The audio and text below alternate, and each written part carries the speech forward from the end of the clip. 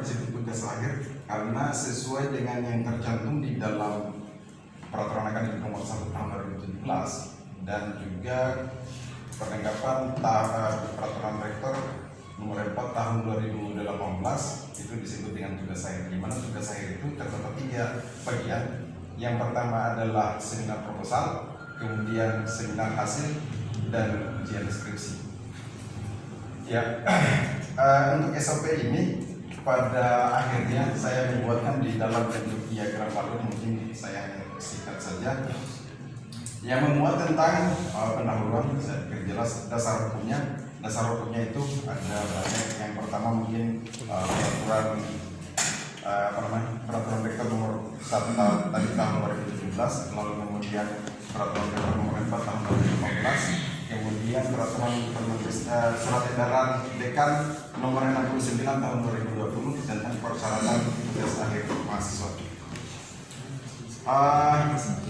Untuk ruang lingkupnya pada dasarnya bahwa SOP yang saya buat ini berdasarkan judul aktualisasi saya adalah peruntukan untuk program studi, jadi belum naik ke level fakultas. Tetapi berdasarkan konsultasi saya dengan pimpinan fakultas, dalam hal ini dekan pada tanggal 3 Agustus 2020, beliau menyarankan agar ini bisa dinaikkan ke tahap fakultas. Di sini ada prosedur tugas akhir mahasiswa. Prosedur yang dimaksud di sini ada 2 jenis. Yang pertama adalah prosedur tentang pendaftaran dan syarat administrasi. Yang kedua adalah prosedur tentang pelaksanaan tugas akhir. Jadi saya membaginya menjadi 2. Jadi yang pertama itu hal-hal yang berhubungan dengan administrasi serta langkah-langkah kegiatannya. Dan yang kedua, bagaimana proses pelaksanaan ujian akhir sendiri, seperti yang dipaparkan oleh teman-teman, bagaimana cara pembimbingan skrip dan sebagainya. Tapi saya lebih kepada prosedurnya atau alurnya serta penjabaran waktunya agar lebih efektif dan efisien. Ya, ini sampulnya standar operasional prosedur tugas akhir mahasiswa.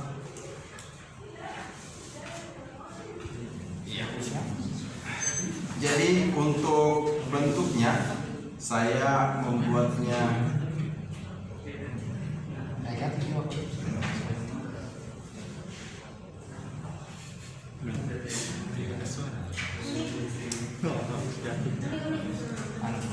protes minimum ini dan bisa tidak fokus. Tidak fokus. Pasang.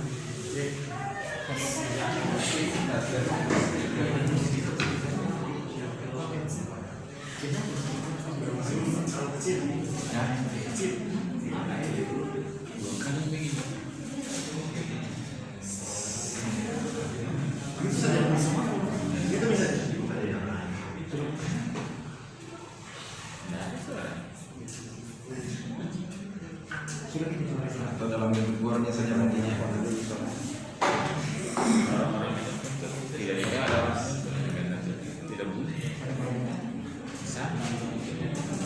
Udah bisa ya?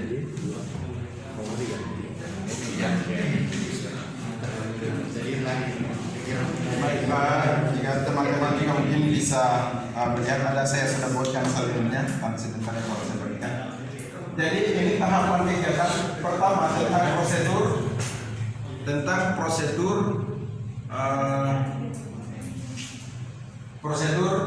pendaftaran dan syarat administrasi tentang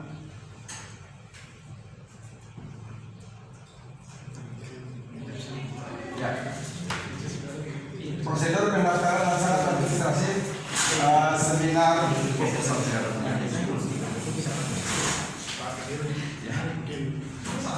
Saya satu saja supaya saya selesaikan.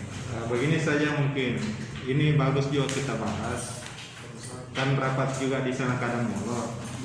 Satu saja mewakili dulu supaya ada informasi sudah mulai, baru kayak pemeran utama di sana sudah datang, sudah bisa di calling ke sini. Salah satu siapa atau Pak Jari bisa keluar ke sana. Ibu Rosti yang Siapa Ibu Rosti? Ibu Rosti baguannya yang banyak.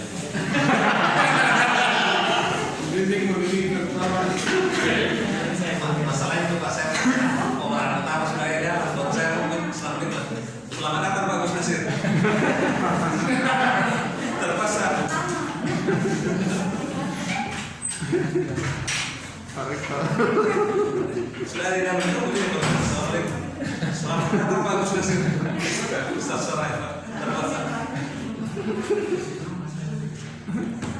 Udah Ji Palete Ji yang memimpin nanti. Tapi yang di sini Pak. Pak Rektor. Oh, dan Pak Wakil dari Rektor.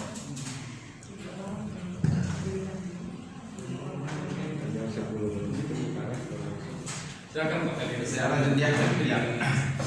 Jadi ini prosedur pendaftaran dan syarat administrasi seminar proposal. Jadi seperti yang saya sampaikan tadi, bahwa prosedur ini di dalam tugas akhir yang sama itu ada 3 jenis tadi.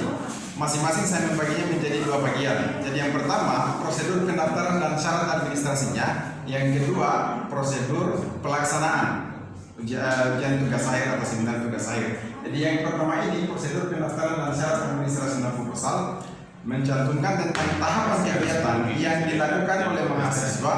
Misalnya, mahasiswa mengajukan surat permohonan seminar proposal penelitian dengan melengkapi portofolio administrasi akademik tugas akhir.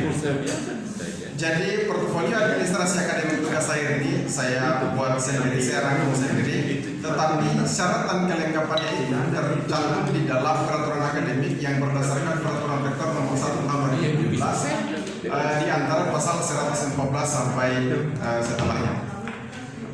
Kemudian di sini saya juga menambahkan durasi waktu untuk bisa pengajuan surat permohonan sekaligus pengecekan pemeriksaan tentang kelengkapan portofolio administrasi akademik yang tadi. Lalu kemudian jadi tahap yang pertama pelaksananya mahasiswa mengajukan kepada prodi surat permohonan tentang pelaksanaan seminar proposal. Prodi memverifikasi, jadi dari mahasiswa lalu ditujukan kepada prodi. Setelah itu prodi program studi memeriksa kelengkapan proposal portfolio. Di sini nanti lembar kerjanya adalah jika semuanya sesuai dengan PAA-TA tadi, maka prodi menerbitkan surat keterangan kelengkapan portofolio akademik tugas akhir tadi. Lalu kemudian diserahkan kembali kepada mahasiswa. Lalu kemudian mahasiswa itu dijadikan sebagai syarat utama untuk melakukan pendaftaran. Jadi yang tadi itu belum mendaftar, tapi harus ada surat permohonan karena itu tercantum di dalam peraturan rektor nomor 1 tahun 2017 dan sampai hari ini belum direvisi. Yang direvisi adalah tatanan pelaksanaannya yang tercantum dalam peraturan rektor nomor 4 tahun 2011. Ya, selanjutnya program tadi menerbitkan surat tadi, surat kelengkapan PATA. Untuk dokumennya nanti saya akan lampirkan. Kemudian mahasiswa mendaftar seminar proposal penelitian. Ya, jadi di situ ada lembar kerjanya, formulir pendaftaran seminar proposal. Durasi waktunya 2 menit, perkiraannya. Kemudian ketua prodi menyusun komposisi tim penguji jadwal pelaksanaan seminar proposal. Kemudian ada lembar kerjanya adalah formulir kesediaan penguji sendiri. Lalu mahasiswa mengambil surat kesediaan tim penguji tadi, lalu menyerahkannya yang dilampirkan dengan jadwal untuk diserahkan kepada masing-masing tim penguji. Saya kira ini sudah biasa kita lakukan, formulir kesediaan penguji. Setelah itu mahasiswa membawa tim penguji mengisi surat kesediaan tadi, lalu mahasiswa membawa surat kesediaan penguji kepada staf prodi yang dimaksud adalah kemudian membuat draft SK tim penguji. Lalu kemudian mahasiswa membawa undangan dan draft proposal ini diberikan kepada masing-masing tim penguji. Tim penguji yang dimaksud adalah 2 orang pembimbing dan 3 orang penguji yang telah ditentukan oleh ketua program studi.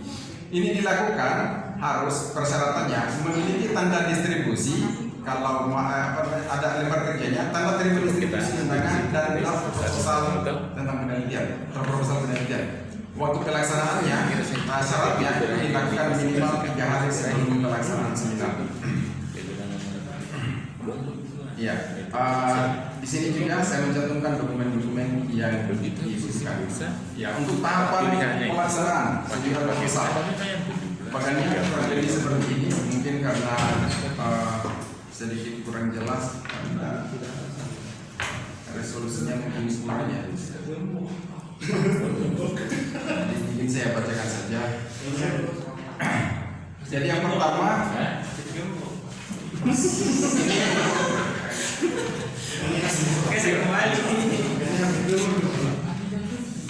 Di sini. Oh, dia kira dia. Lanjut Pak. ya, yang pertama ini untuk prosedur pelaksanaan seminar yang tadi tentang prosedur syarat-syaratnya. Sekarang prosedur pelaksanaannya. Pelaksanaannya itu di sini ada mahasiswa, ada prodi, pembimbing atau penguji, lalu dekan, ada peserta. Ya, staf administrasi prodi menyiapkan dokumen dan seterusnya. Dokumen-dokumennya itu seperti daftar hadir, lembar penilaian, kemudian berita acara. Itu durasi waktunya kurang lebih 15 menit. Kemudian mahasiswa menyiapkan kelengkapan. Jadi mahasiswa menyiapkan kelengkapan itu 30 menit sebelum pelaksanaan ujian.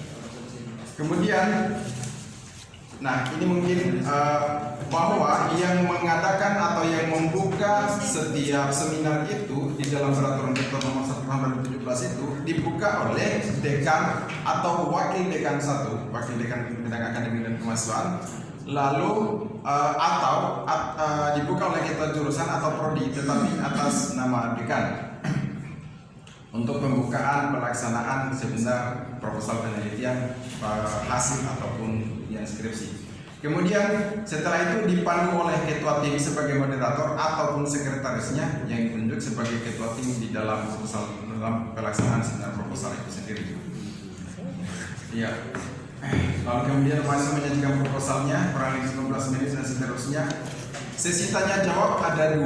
Sesi tanya jawab yang pertama adalah sesi tanya jawab antara tim penguji dan peserta atau mahasiswa mahasiswa yang ujian. Kemudian yang kedua, sesi tanya jawab yang dilakukan oleh mahasiswa, yang dilakukan sesi tanya jawab peserta dengan mahasiswa tentang isi proposalnya. Jadi ada peserta itu yang dihadiri syaratnya itu di dalam peraturan rektor itu minimal 5 orang. Jadi mahasiswa sebelumnya harus menyerahkan pengumuman seperti syarat yang telah saya sebutkan di awal tadi, persyaratan akademik tadi. Kemudian tim penguji menandatangani durasi waktunya nanti insya Allah saya akan bagikan ke depan untuk lebih lengkapnya.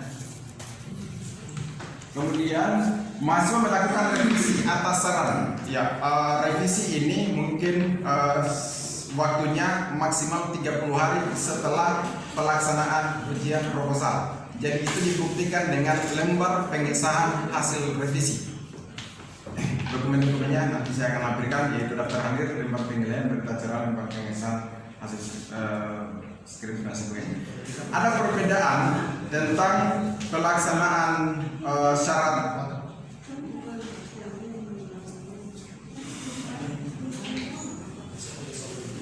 proposal dengan hasil yang lebih menonjol. Di sini adalah saya juga mencantumkan mahasiswa untuk melakukan sebuah penelitian, mahasiswa harus mengajukan surat permohonan izin penelitian yang ditujukan kepada LPPM PMP, tetapi itu atas rekomendasi program studi berdasarkan hasil revisi dan kelayakan ujian proposal yang tadi. Jika lulus maka diteruskan di sini. Kemudian LPPM menerbitkan formulir penelitian dan seterusnya. Kemudian mahasiswa melakukan penelitian. Untuk pelaksanaan penelitian dari jeda waktu antara proposal sampai kepada hasil itu maksimal 6 bulan. Jika melebihi batas 6 bulan, insya Allah nanti mungkin berdasarkan kesepakatan bersama sedikit melebihi 6 bulan, maka itu dianggap kadaluarsa. Maka mahasiswa tersebut akan melakukan penyusunan proposal kembali. Tetapi itu nanti ini masih proses pencegahan. Ya, untuk jurnal bimbingan dan sebagainya sudah disampaikan oleh teman-teman yang tadi. Nah, untuk syarat-syaratnya saya untuk syarat-syaratnya syarat-syarat pendaftaran seminar hasil untuk jurusan bahasa Indonesia, karena tadi saya sampaikan bahwa sebenarnya ini masih lingkup pendidikan bahasa Indonesia. Yang pertama, harus ada surat permohonan seminar baik proposal ataupun hasil. Kemudian ada portofolio. Portofolio yang saya maksud di sini adalah kartu tanda mahasiswa, kemudian slip pembayaran UKT, KRS itu akan membuktikan jika di dalam proposal mahasiswa harus telah menyelesaikan minimal 108 SKS. Itu tercantum di dalam Peraturan Rektor Nomor 1 Tahun 2017. Kemudian untuk pelaksanaan ujian hasil sampai dengan skripsi minimal telah menyelesaikan mahasiswa harus telah menyelesaikan seluruh rangkaian proses perkuliahan ataupun mata kuliah. Kalau berdasarkan standar KKN itu, kalau saya tidak salah mungkin standarnya minimal satu program studi itu 145 SKS untuk untuk kelulusan untuk bisa menyelesaikan standar S1. Kalau di program studi bahasa Indonesia, seingat saya itu 147 SKS. Lalu kemudian ada transkrip nilai untuk membuktikan yang tadi. Kemudian ada sertifikat UKBI. Kampus-kampus lain mungkin sudah terapkan. Harapannya mungkin akan muncul cikal bakal karena kita punya lab bahasa, mungkin kedepannya bisa diadakan pelaksanaan uji kompetensi tentang bahasa Indonesia. Kalau mungkin di program studi bahasa Inggris sudah ada namanya mungkin tes TOEFL sekarang untuk penyelesaian tugas akhirnya. Mudah-mudahan kedepannya juga bahasa Indonesia seperti itu. Kemudian ada lembar bukti plagiasi maksimal 25%. Jadi untuk bukti plagiasi ini bukan saya juga karang sendiri, tetapi ada di dalam peraturan rektor. Setelah saya pelajari itu ada di dalam peraturan rektor nomor 1 tahun 2017 tadi, dan Permendikbud Dikti tentang standar mutu pelaksanaan itu tahun 2000 Permendikbud Dikti tentang statuta nomor 18 tahun 2017. Jadi statuta USN itu sendiri.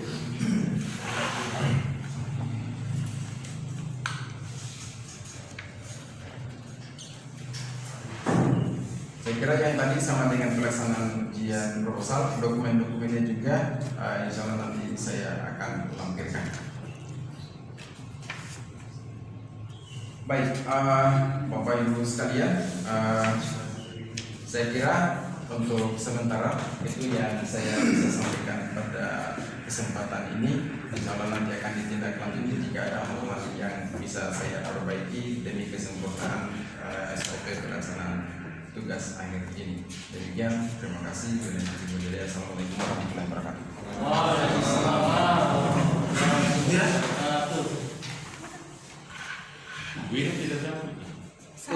Saya dokumentasi saja, Pak.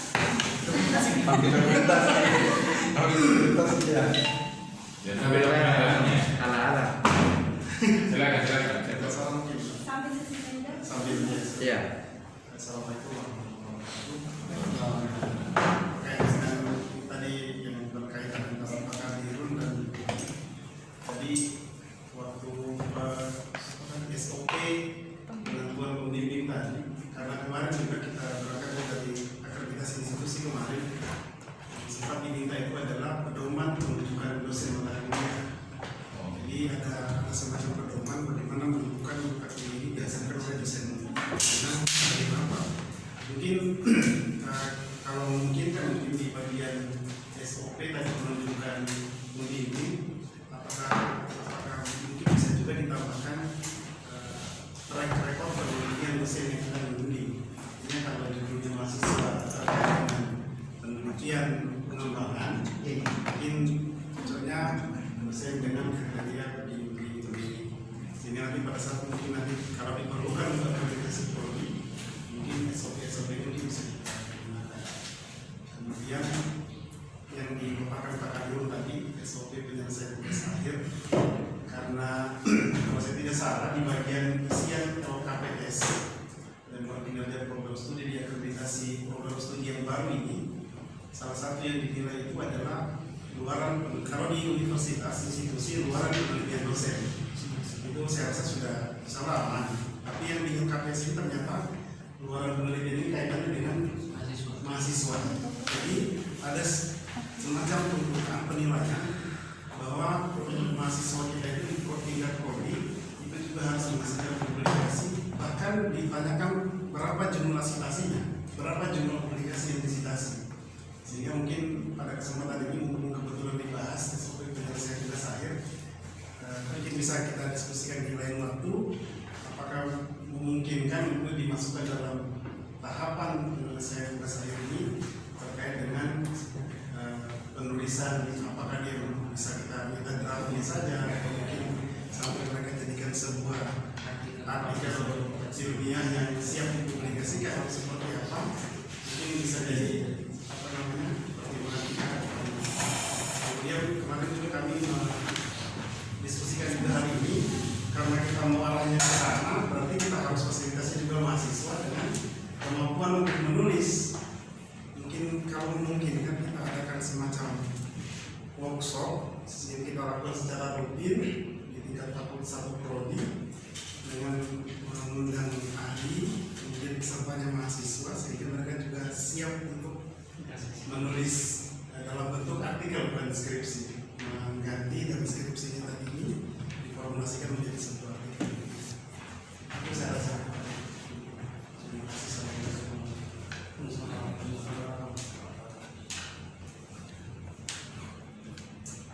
Bisa tambahkan mungkin yang perlu kita pikirkan terutama tadi antara pembimbing 1 dan pembimbing 2, sebaiknya kita pikirkan bersama aturan yang meminimalisir konflik antara pembimbing 1 dan pembimbing 2, seperti pembagian hak tadi.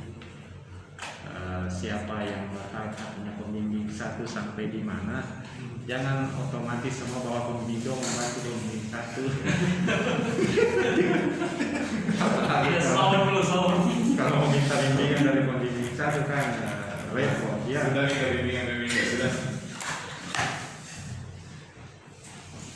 Kalau di matematika mungkin tidak masalah kalau siapa pembimbing 1-nya, karena semua pembimbing 2 rata-rata mahasiswa. Ya tidak mungkin marah sama saya, dia kualas nanti meskipun dalam hati normal juga. Tapi kan jadi konflik Pak, karena ada beberapa yang tidak chemistry di sini. Itu. Bapak ini buka kartu. Tapi kalau antara dosen lain, nah itu yang repot, itu yang harus kita pikirkan bersama. Kemudian yang kedua.